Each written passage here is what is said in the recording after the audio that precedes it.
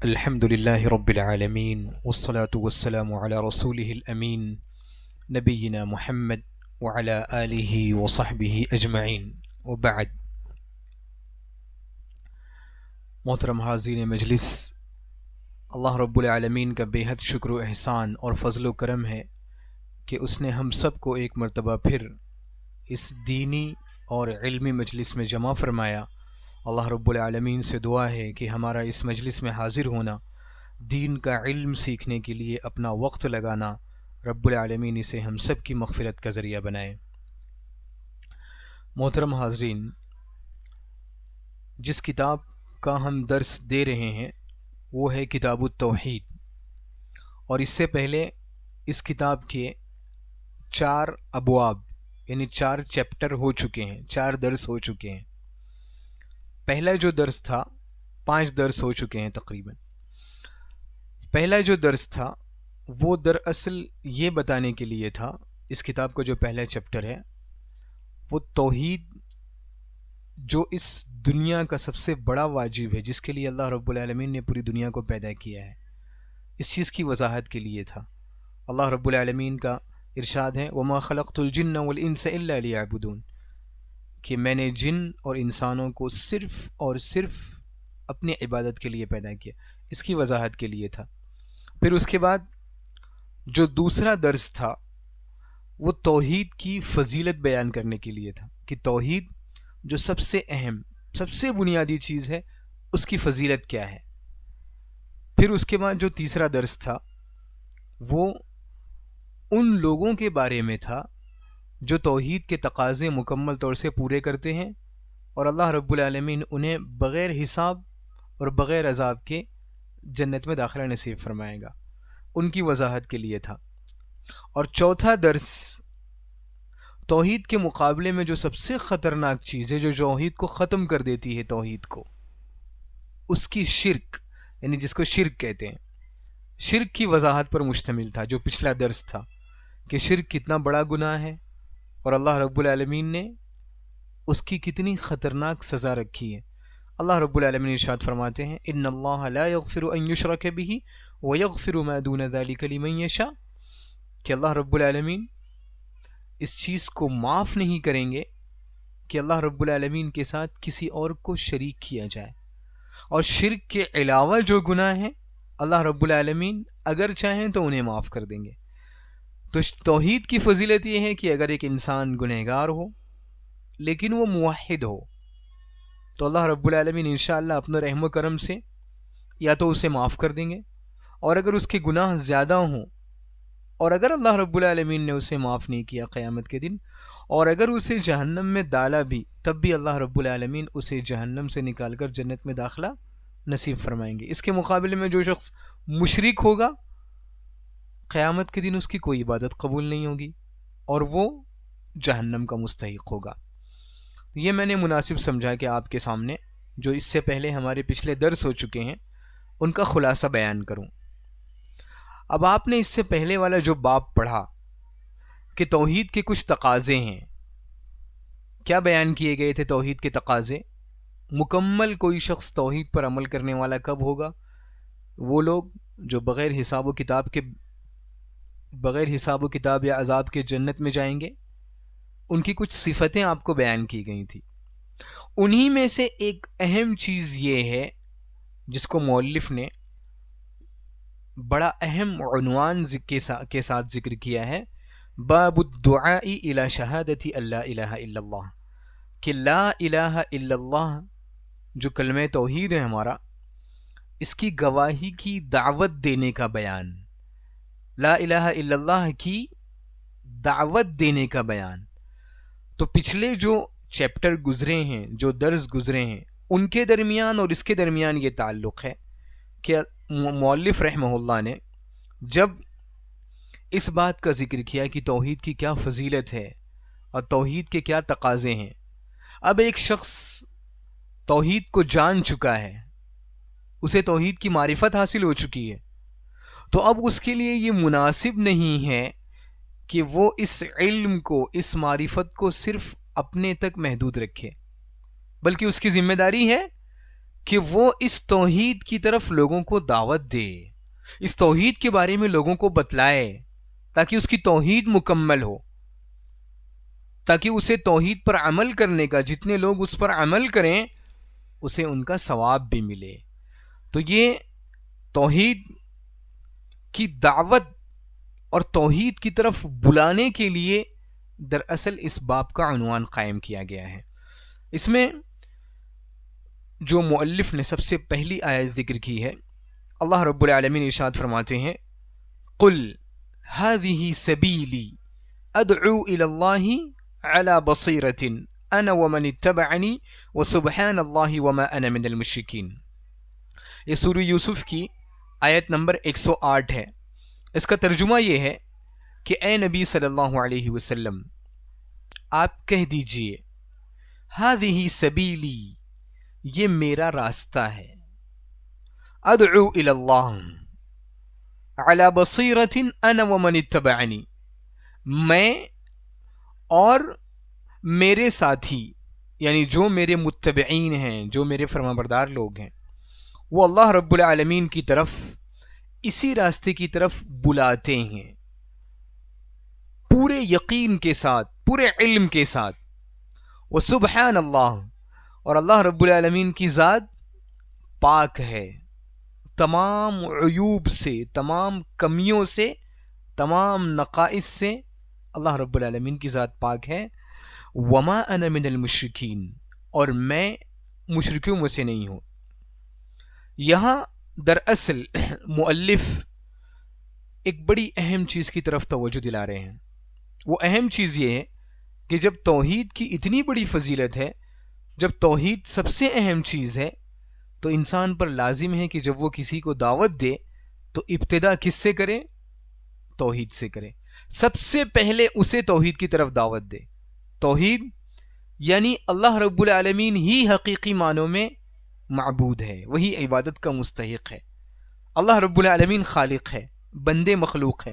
جب تک بندے کے ذہن میں اپنے خالق کے بارے میں معلومات حاصل نہیں ہوگی، جب تک وہ اپنے خالق کو نہیں پہچانے گا، تب تک اس کی دوسری عبادتیں اللہ رب اگر وہ اپنے خالق کو نہیں پہچانتا، اپنے خالق کے بارے میں اسے علم نہیں ہے، تو دوسری عبادتیں بھی اس کی مکمل نہیں رہیں گی، یا دوسری عبادتوں میں کمی رہے گی۔ بلکہ اگر وہ اپنے خالق کے بارے میں اس نے اپنے خالق کے حقوق ادا نہیں کیا، تو دوسری عبادتیں اللہ رب العالمین کے یہاں قابل قبول نہیں ہیں، کوئی فائدہ نہیں ہے ایسی عبادتوں کا۔ تو توحید جو اتنی بڑی فضیلت والی چیز ہے، جب آپ کو دعوت دینا ہے کسی شخص کو تو ابتدا کس سے کرنی ہے؟ توحید سے کرنی ہے۔ اور یہی تمام انبیاء کا طریقہ رہا ہے۔ آپ دیکھیں انبیاء کی جتنی بھی انبیاء سے متعلق اللہ رب العالمین نے ارشاد فرمایا ہے وَلَقَدْ بَعَثْنَا فِي كُلِّ أُمَّةٍ رَسُولًا أَنِ اعْبُدُوا اللَّهَ وَاجْتَنِبُوا الطَّاغُوتَ، کہ ہم نے وَلَقَدْ بَعَثْنَا فِي كُلِّ أُمَّةٍ رَسُولًا، کہ ہم نے ہر امت میں ایک رسول بنا کر بھیجا۔ کیا ذمہ داری تھی ان کی؟ کیا ذمہ داری تھی ان کی؟ کیا پیغام تھا ان کا؟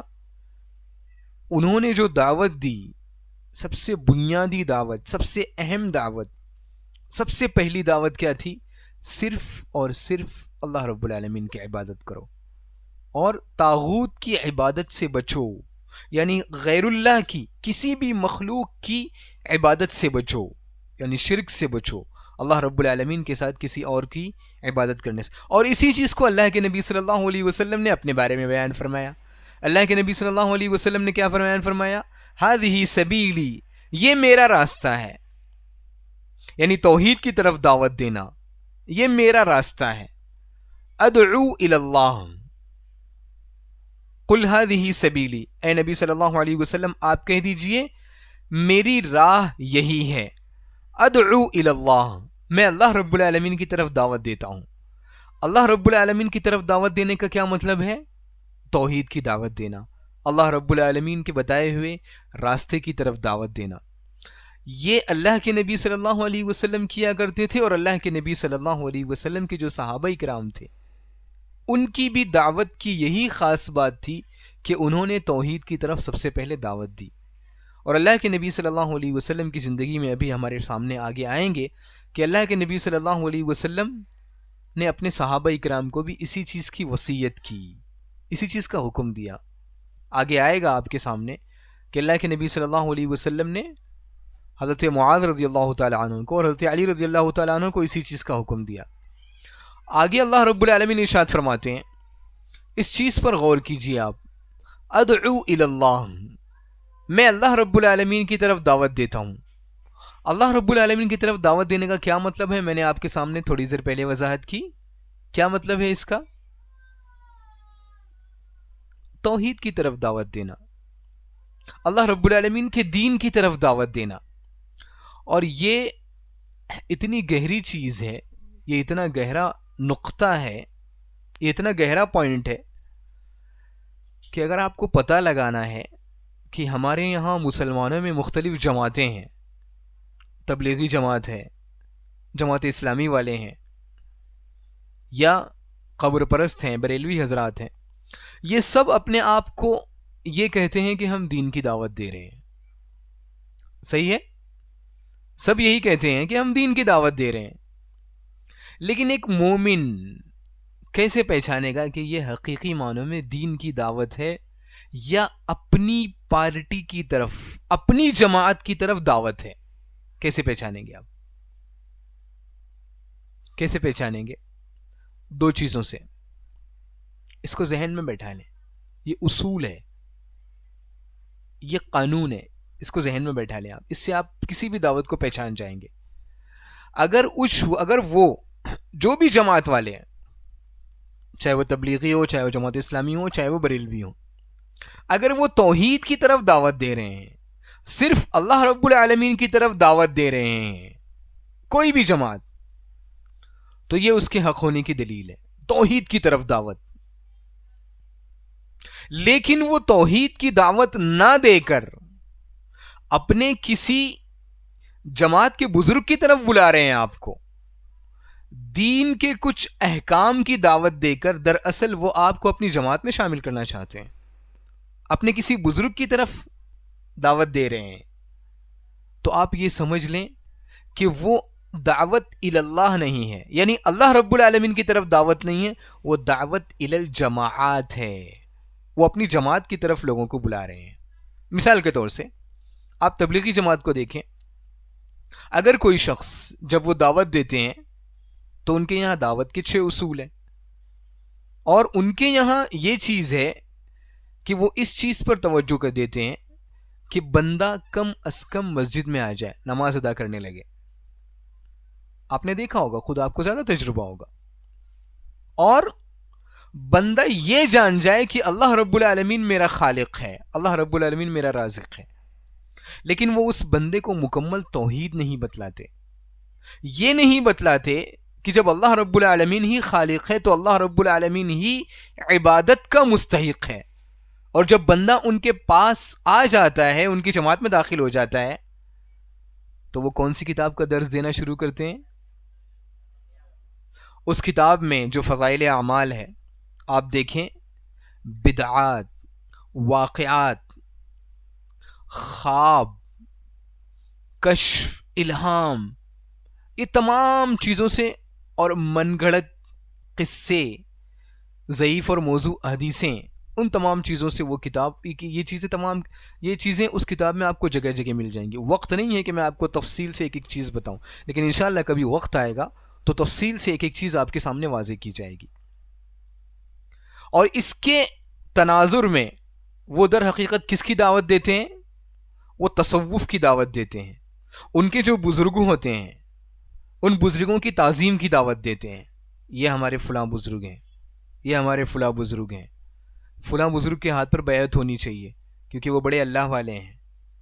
اور ان بزرگوں کی شان میں وہ بڑے تعریفی کلمات ادا کرتے ہیں.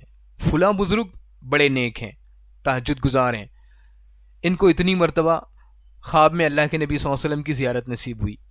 تو دراصل تبلیغی جماعت کی جو دعوت ہے، اگر آپ غور سے دیکھیں گے تو یہ حقیقت میں توحید کی طرف، خالص توحید کی طرف، جو اللہ رب العالمین نے توحید بتلائی ہے کہ شرک کو بیان کرنا اور شرک سے برات کا اظہار کرنا، کھلم کھلا شرک کے بارے میں بتانا کہ یہ چیز شرک ہے، اور جب شرک ہے تو اس سے بچنا چاہیے.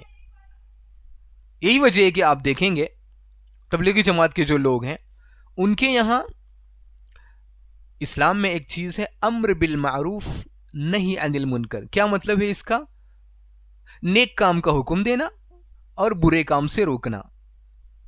نیک کام کا حکم دینا یعنی چلیں آپ نماز پڑھ لیں، روزہ رکھیں، صدقہ و خیرات کریں، کپڑے کو ٹخنے سے اوپر رکھیں، رشتہ داروں کے حقوق ادا کریں. نیک کام کا حکم دینا ہے. اور برے کام سے روکنا کیا ہے؟ شرک سے روکنا، غیر اللہ کی تعظیم سے روکنا، پختہ قبریں بنانے سے روکنا، غیر اللہ کے بارے میں یہ عقیدہ رکھنا کہ وہ عالم الغیب ہیں، ان تمام چیزوں سے روکنا، کھلم کھلا اس کے بارے میں باتیں کرنا، شرک کی قباحت بیان کرنا اور مشرکین کی جو صفتیں ہیں اس کو کھول کھول کر لوگوں کے سامنے بیان کرنا.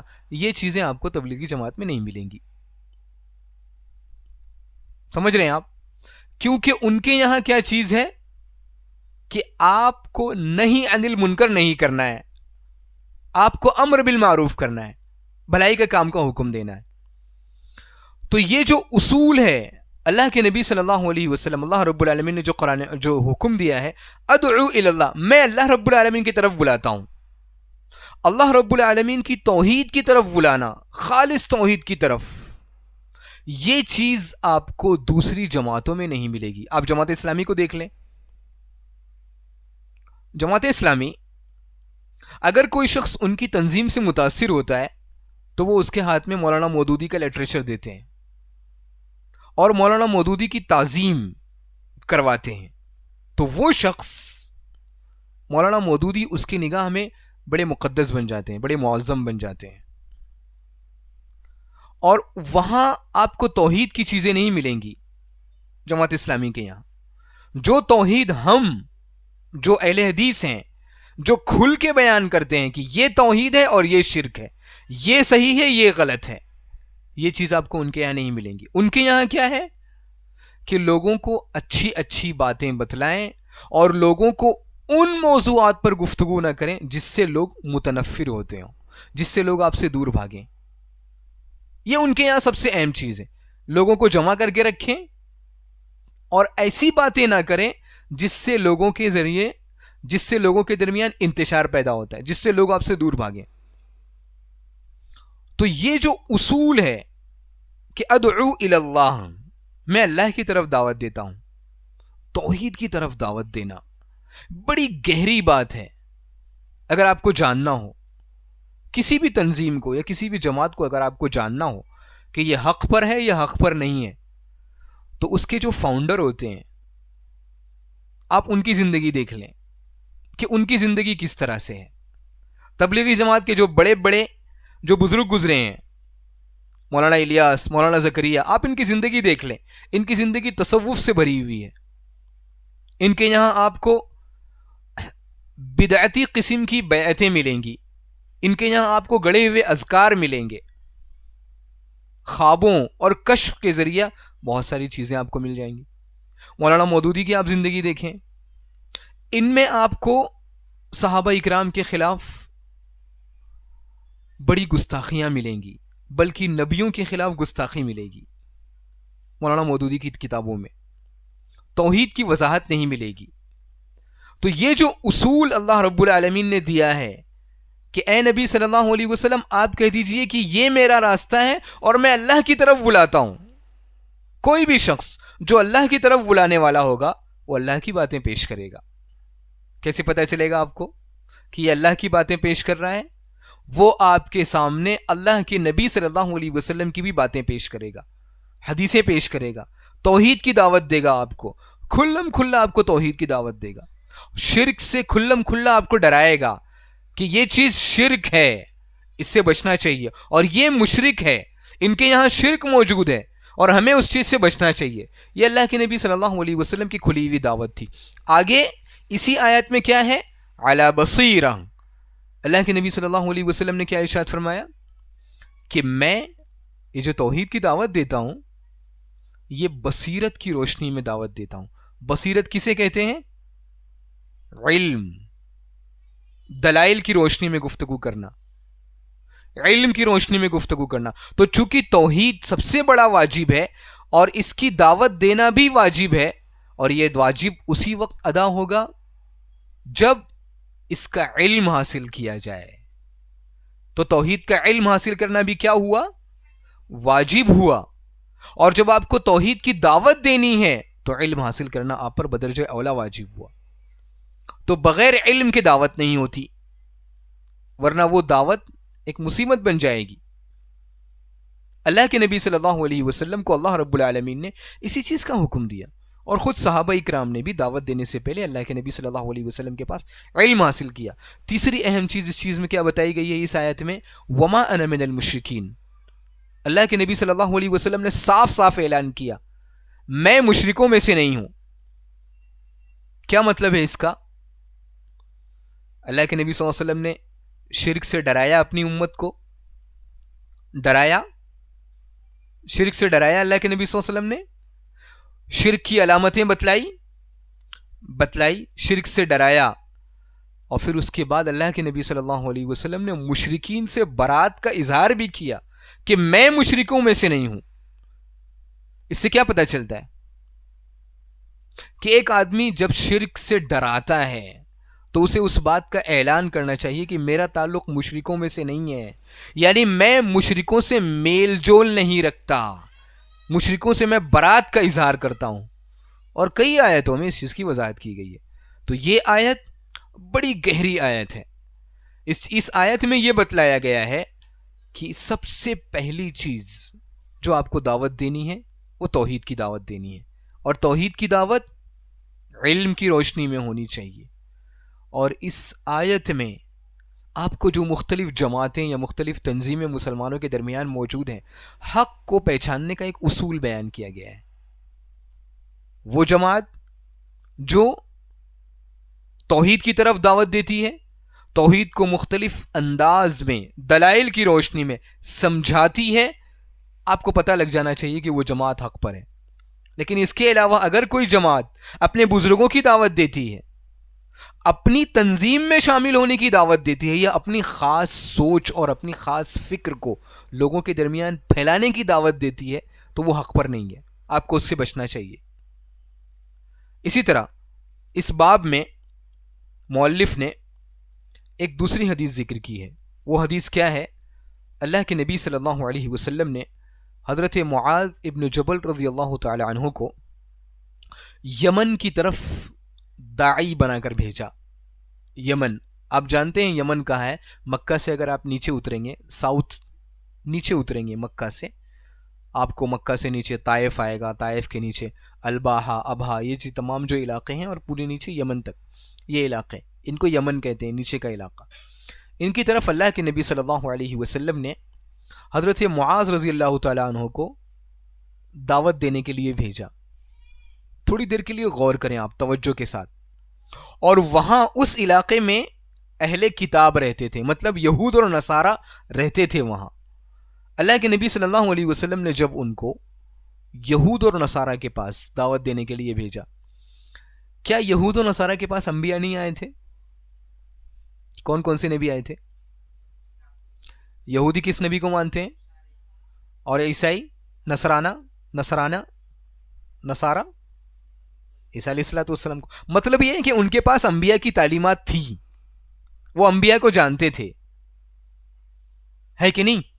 اس کے باوجود اللہ کے نبی صلی اللہ علیہ وسلم نے ان کے درمیان دعوت کے لیے حضرت معاذ ابن جبل رضی اللہ تعالیٰ عنہ کو بھیجا. اور آپ غور کریں کیا حکم دے کر بھیجا. اللہ کے نبی صلی اللہ علیہ وسلم نے جب انہیں حکم دیا تو کیا کہا؟ انک تأتی قوما من اہل کتاب، اے معاذ تم اہل کتاب کے پاس جا رہے ہو، یعنی ایسی قوم کے پاس جا رہے ہو جس کے پاس کچھ نہ کچھ علم ہے دین کا، کچھ نہ کچھ علم ہے، وہ جاہل قوم نہیں ہے، وہ نبیوں کو جانتی ہے. ایسی قوم کے پاس جا رہے ہو تو کیا کرو؟ فَلْيَكُنْ أَوَّلَ مَا تَدْعُوهُمْ إِلَيْهِ شَهَادَةُ أَن لَا إِلَهَ إِلَّا اللَّهِ. تو تمہاری ذمہ داری کیا ہونا چاہیے کہ سب سے پہلے تمہیں جس چیز کی طرف ان کو دعوت دینی ہے وہ یہ ہے کہ اللہ رب العالمین کے علاوہ کوئی حقیقی معنوں میں معبود نہیں ہے.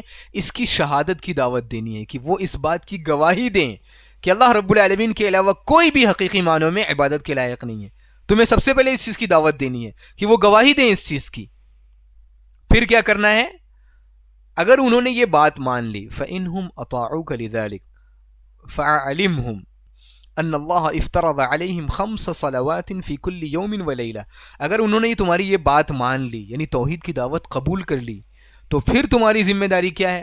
اس کے بعد تمہیں یہ بتلانا ہے کہ اللہ رب العالمین نے آپ پر 5 وقت کی نمازیں فرض کی ہیں. اس کے بعد دعوت دینی ہے، توحید کی دعوت کے بعد. لیکن سب سے پہلے کس چیز کی دعوت دینی ہے؟ توحید کی دعوت دینی ہے آپ کو.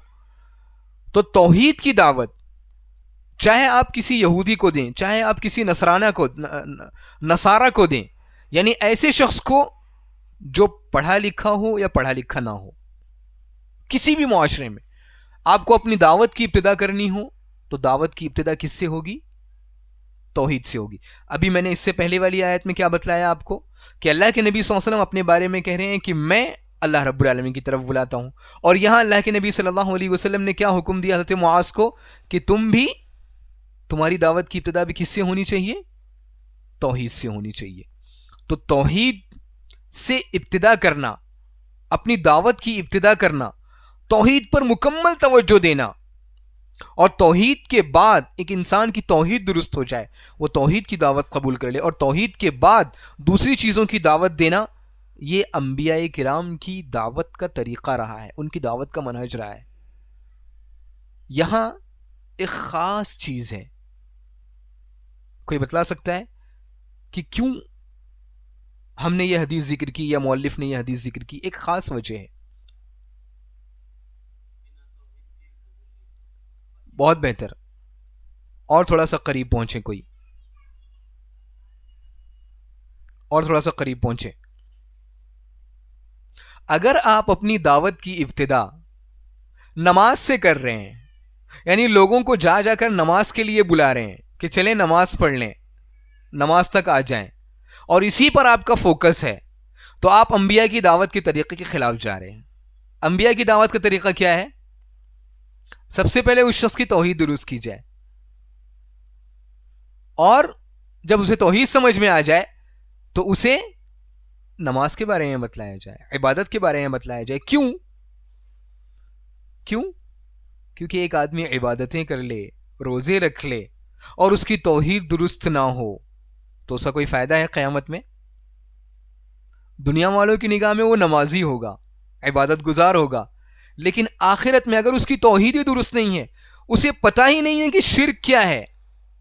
اور آپ کو اس سے پہلے بتایا گیا ہے کہ شرک بڑی خفیہ چیز ہے، انسان کی زندگی میں، بڑے بڑے عابدوں کی زندگی میں بڑی گہرائی سے اتر جاتا ہے. مثال کے طور سے تبلیغی جماعت دیکھ لیں آپ.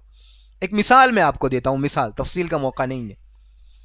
تبلیغی جماعت دراصل ان کے یہاں آپ بزرگوں کی، ان کی تبلیغی جماعت کی فضائل اعمال وغیرہ پڑھیں گے، آپ کو کئی قصے ایسے ملیں گے جن میں فلاں بزرگ بیٹھے ہوئے ہیں اور ان کو کشف ہو گیا. کیا مطلب کشف کا؟ نہیں، قریب پہنچیے آپ. کشف کہتے ہیں کوئی چیز بند ہو، ابھی جیسے یہ ڈھکن بند ہے، یہ کھل جائے، اس کو کیا کہتے ہیں؟ کشف. یعنی یہ چیز کھل گئی. اس کو انگلش میں کیا کہتے ہیں؟ ڈسکور. کور یعنی کوئی چیز ڈھکی ہوئی ہو، اور ڈسکور اس سے وہ کور ہٹ جائے تو وہ ڈسکور یعنی وہ لوگوں کے سامنے آ جائے. اس کو عربی زبان میں کہتے ہیں کشف. تو وہ جو تبلیغی جماعت، جو تصوف صوفیوں کا جو عقیدہ ہے وہ یہ ہے کہ اللہ رب العالمین غیب کا علم، ہمارا یہ عقیدہ ہے کہ غیب کا علم کس کے پاس ہے؟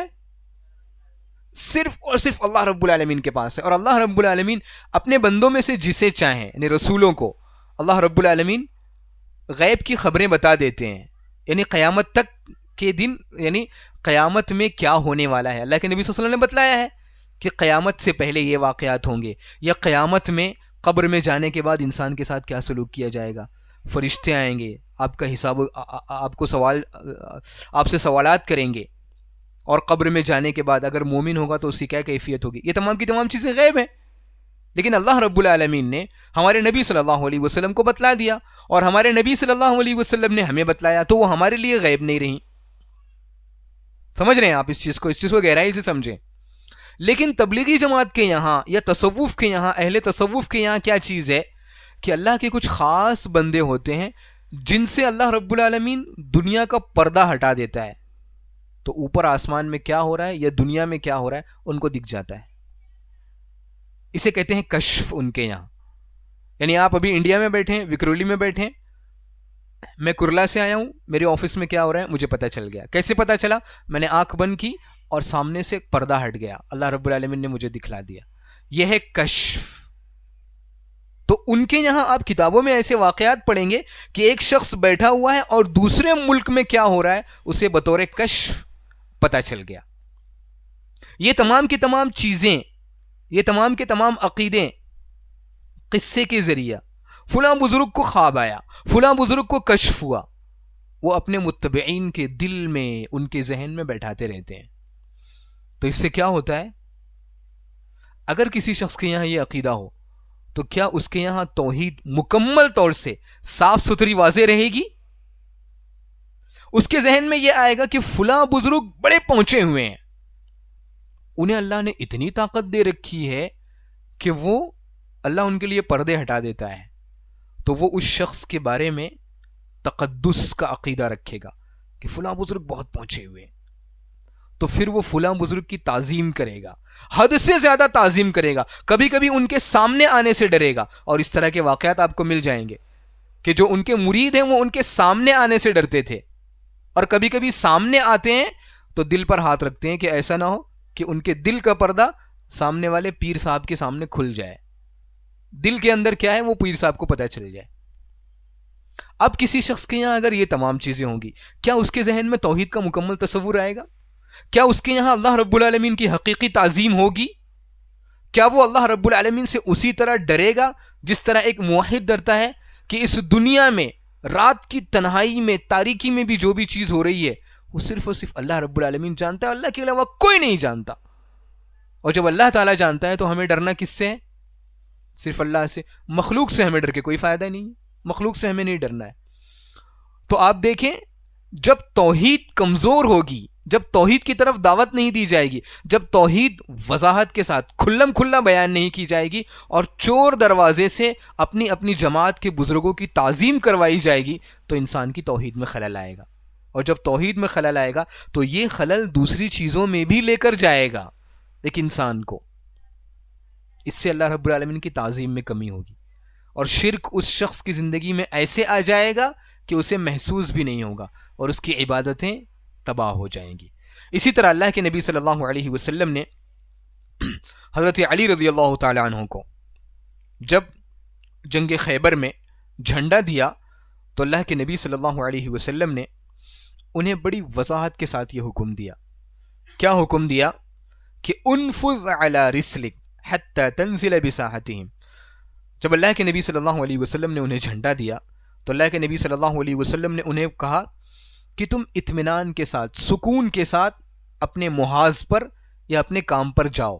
یعنی جو ذمہ داری تمہیں دی جا رہی ہے جنگ کے لیے جانے کی, اطمینان اور سکون کے ساتھ جاؤ. اور لڑائی شروع ہونے سے پہلے کیا کرو؟ ثم ادعوہم الی الاسلام. ابھی لڑائی شروع نہیں ہوئی ہے, لڑائی شروع ہونے سے پہلے اسلام نے بہت سخت قسم کی تعلیمات دی ہیں. تو اللہ کے نبی صلی اللہ علیہ وسلم انہیں تعلیم دے رہے ہیں کہ لڑائی شروع ہونے سے پہلے انہیں توحید کی دعوت دو, انہیں اسلام کی دعوت دو. وَأَخْبِرْهُمْ بِمَا يَجِبُ عَلَيْهِمْ مِنْ حَقِّ اللَّهِ تَعَالَى فِيهِ. اور انہیں بتلاؤ کہ اللہ رب العالمین کا کیا حق ان پر واجب ہے. اللہ رب العالمین کا کون سا حق سب سے بڑا واجب ہے ہم پر؟ سب سے بڑا واجب کیا ہے ہم پر؟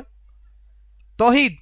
صرف اور صرف اللہ رب العالمین کی عبادت کرنا، اور عبادت کی جتنی چیزیں ہیں خالص اللہ رب العالمین کے لیے ادا کرنا. تو انہیں یہ بتاؤ، سب سے پہلے اسلام کی دعوت دو، انہیں سب سے پہلے سب سے بڑے واجب کے بارے میں بتلاؤ، یعنی توحید کے بارے میں بتلاؤ.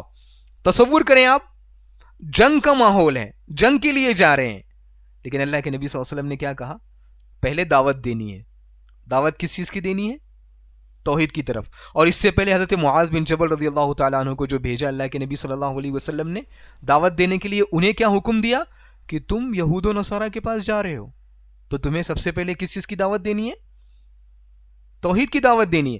یعنی اگرچہ ان کے پاس توحید کا علم ہو، دین کا علم ہو، پھر بھی آپ کو توحید کی دعوت دینی ہے انہیں. جب وہ توحید قبول کر لیں تب انہیں آپ کو نماز کے بارے میں، تب آپ کو انہیں نماز وغیرہ کے بارے میں، اسلام کی دوسری شریعت کے بارے میں، احکامات کے بارے میں بتلانا ہے. تو یہ جو باب ہے حقیقت میں یہ بڑا اہم باب ہے. اگر ہم اس کی تفسیر کرنے بیٹھیں، ایک ایک حدیث کی، ایک ایک آیت کی تفسیر کرنے بیٹھیں تو وقت بہت لمبا ہو جائے گا، اور شاید آج ہم نے دوسرے درس کے مقابلے میں زیادہ وقت لیا ہے. شاید آج ہم نے 5-10 منٹ زیادہ ہو گیا ہے. لیکن یہ اب تک جو باب گزرے ہیں ان باب میں یہ بڑی اہم بات تھی کہ آپ نے توحید جان لی، توحید کی کیا فضیلت ہے، توحید کے تقاضے کیا ہیں. تو آپ کی ذمہ داری ہے کہ آپ لوگوں کو توحید کی دعوت بھی دیں. یہ آپ کی ذمہ داری ہے. اس کے بغیر آپ کا ایمان مکمل نہیں ہوگا. توحید کی دعوت دینا یہ توحید کا تقاضا ہے کہ توحید کو آپ صرف اپنے تک محدود نہ رکھیں. یہ الگ بات ہے کہ توحید کی طرف دعوت دینے کے انداز اور اسلوب الگ الگ ہو سکتے ہیں. جیسے آپ اپنی بیوی کو دعوت دے رہے ہیں، اس کا انداز الگ ہوگا، اور اپنے بچوں کو توحید سکھلا رہے ہیں، آپ بڑی شفقت اور بڑی نرماہٹ سے انہیں سکھلائیں گے. اور اپنے والدین کو توحید کے بارے میں بتلا رہے ہیں، آپ بڑی شفقت سے اور بڑی محبت سے انہیں بتلائیں گے. دوسرے لوگوں کو آپ بتلا رہے ہیں، آپ کا انداز الگ ہوگا، آپ کو الگ الگ مثالیں دے کر آپ انہیں سمجھانا ہوگا. جیسے ایک آدمی تعویذ پہن رہا ہو اور اس کا یہ عقیدہ ہو کہ تعویذ پہننے سے اسے شفا ملے گی، کیسے آپ اسے سمجھائیں گے؟ کیسے سمجھائیں گے؟ اگر آپ اسے دلیل کی روشنی میں سمجھانے کی کوشش کریں تو ہو سکتا ہے کہ وہ اس چیز کو قبول نہ کرے. کہے گا مجھے فلاں بزرگ نے، فلاں بابا نے مجھے تعویذ دیا ہے، اور وہ بہت پہنچی ہوئی ہستی ہیں، ان کا تعویذ بڑا اثردار ہوتا ہے، میں تو نہیں نکالوں گا اس کو. اب اس کیسے سمجھائیں گے آپ اس کو؟ آپ کا امتحان ہے یہ. اس کا جواب آپ کو اگلے ہفتے تیار کر کے آنا ہے. اگر کوئی شخص، سوال سمجھے آپ، کیا سوال ہے؟ ایک آدمی نے تعویذ پہن رکھا ہے اور اس کا یہ عقیدہ ہے کہ یہ تعویذ فلاں بزرگ نے دیا ہے اور وہ بزرگ بڑے پاورفل ہیں اور وہ تعویذ اتار نہیں رہا ہے. آپ اسے کیسے سمجھائیں گے؟ بڑا آسان ہے سمجھانا. ایک جواب ہے بس، یعنی ایک جملے میں. اگر وہ سمجھنے والا ہوگا تو اسے وہ جملہ ہی کافی ہے. یہ جملہ آپ کو تلاش کر کے لانا ہے اگلے ہفتے. اللہ رب العالمین سے دعا ہے کہ اللہ رب العالمین ہمیں توحید کی حقیقت کو سمجھنے کی توفیق عطا فرمائے. اللہ رب العالمین ہم سب کو توحید کی دعوت دینے والا بنائے. اللہ رب العالمین ہم سب کو توحید کا علم گہرائی سے دلائل کی روشنی میں حاصل کرنے کی توفیق عطا فرمائے. اور رب العالمین اس مجلس کو بابرکت بنائے، اور اس مجلس میں جتنے لوگ شریک ہوئے ہیں رب العالمین ان سب لوگوں کی مغفرت فرمائے، اور ہم سب کو، اور سب سے پہلے مجھے، کہنے اور سننے سے زیادہ عمل کرنے کی توفیق عطا فرمائے. آمین. تقبل یا رب العالمین. وصلی اللہ وسلم علی نبینا محمد وعلی آلہ وصحبہ اجمعین.